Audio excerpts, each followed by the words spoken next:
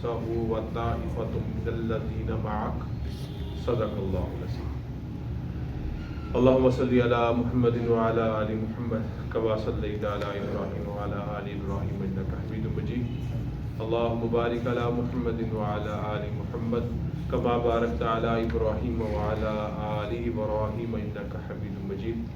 Rabbi ज़िदनी इल्मा rabbi इश्रह ली सदरी व यस्सिर ली अमरी वहलुल उक़दतम मिन लिसानी यफ़क़हू क़ौली।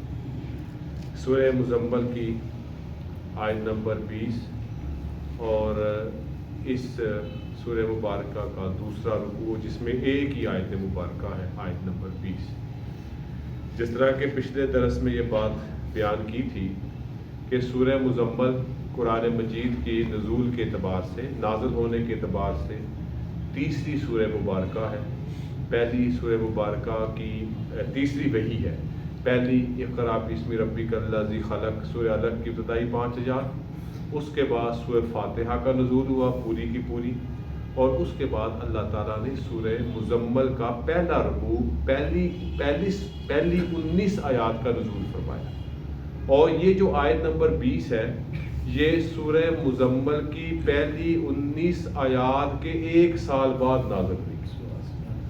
और पिछली आयात में अगर आप शुरू में देखें तो उन आयात में मुसलमानों को हुक्म है तहज्जुद की नमाज, और इस आयत मुबारका में मुसलमानों पर जो तहज्जुद की नमाज पढ़ना ज़रूरी था उसको ख़त्म कर दिया गया है।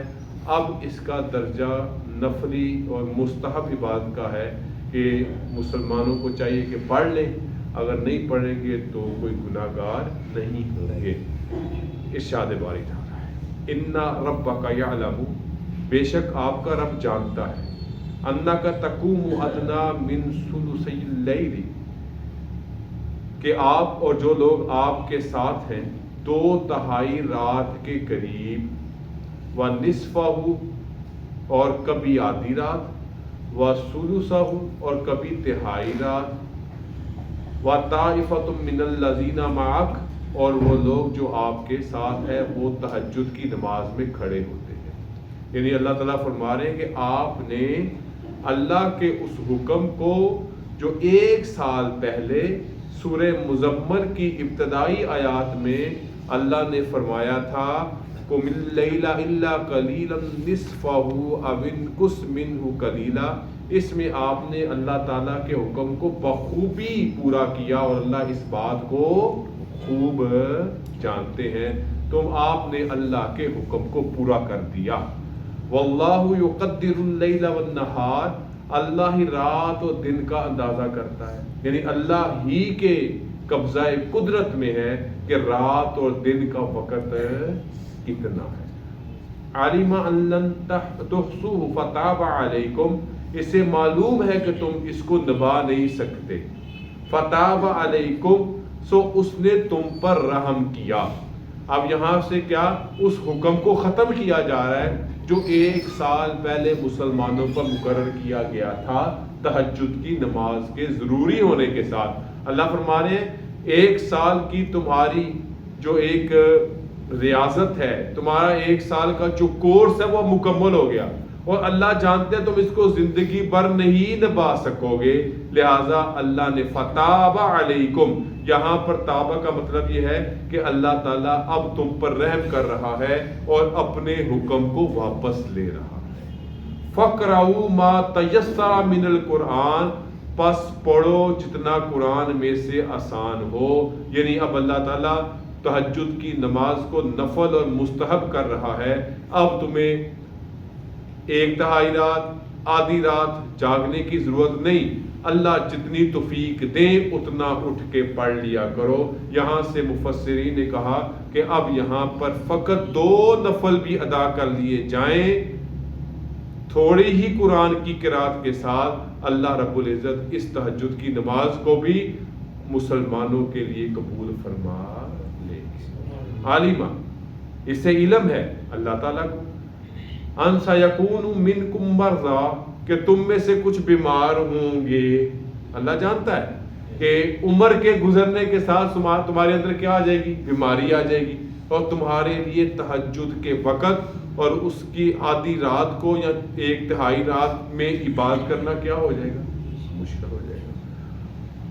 وَآخَرُونَ يَضْرِبُونَ فِي الْأَرْضِ، اور کچھ لوگ جو اللہ کا فضل تلاش کرتے ہوں گے، یبتغون من فضل اللہ، اللہ کے فضل میں سے وہ اللہ کی زمین پر پھر رہے ہوں گے، یعنی کیا ہے؟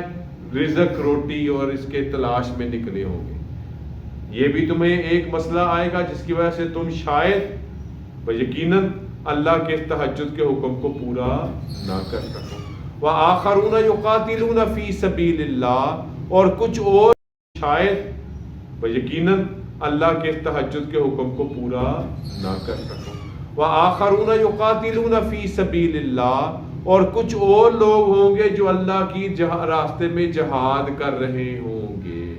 تو اللہ تعالیٰ نے فرمایا تمہارے اب آگے تمہیں کچھ عوارض لاحق ہوں گے، تمہاری بیماری، تمہارا رزق کا تلاش کرنا، یبتغون من فضل اللہ، تم اللہ کے رزق کو تلاش کرنے میں لگے ہوگے۔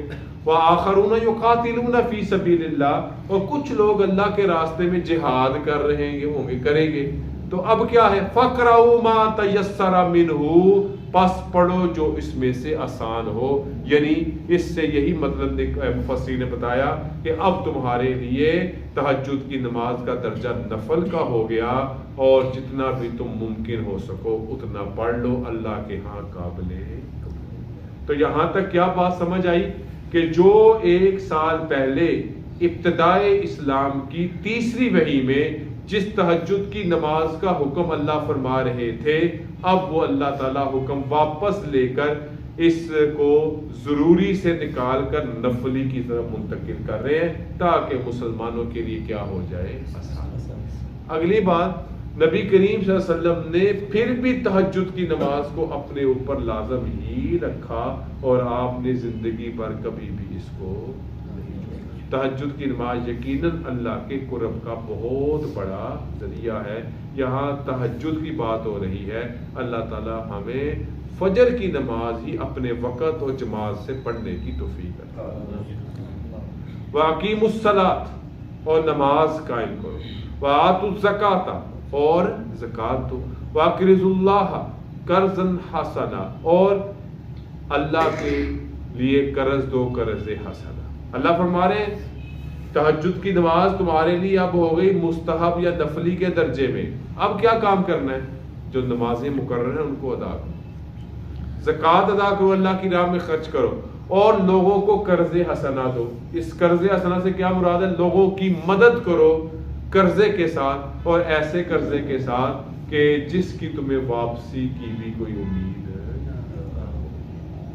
وَمَا تُقَدِّمُوا لِأَنفُسِكُم مِّن خَيْرٍ، اور جو کچھ تم نیکی آگے بھیجو گے، یعنی کسی بھی صورت کی نیکی، اللہ کی رضا کے لیے کوئی بھی جو کام تم نے خیر کی صورت میں، نیکی اور بلائی کی صورت میں کیا ہوگا، چاہے وہ اقامت صلاۃ ہے، ایتاء زکوٰۃ ہے، لوگوں کو قرض حسنہ سے مدد کرنا ہے، یا اس کے علاوہ جتنے بھی معاملات ہیں نیکی کے، تجدوہ عند اللہ، تم اس کو اللہ کے ہاں پاؤ گے۔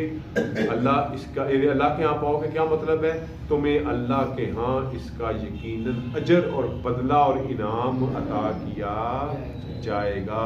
ہوا خیراً واعظم اجرا، وہ تمہارے لیے بہتر بھی ہے اور تمہارے لیے بہت بڑا اجر۔ یہ ساری نیکیاں کرو، تمہاری نیکیاں کبھی بھی اللہ کے لیے کی ہوئی ضائع نہیں ہوں گی۔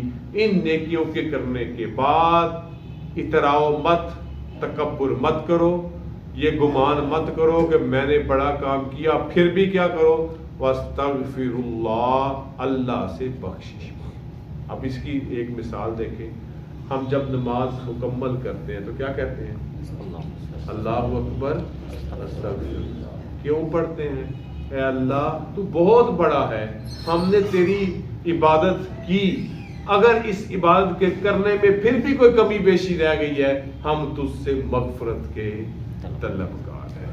نیک کام سارے کرو، پھر بھی اللہ سے کمی کوتاہی پر بخشش کا سوال کرتے رہو۔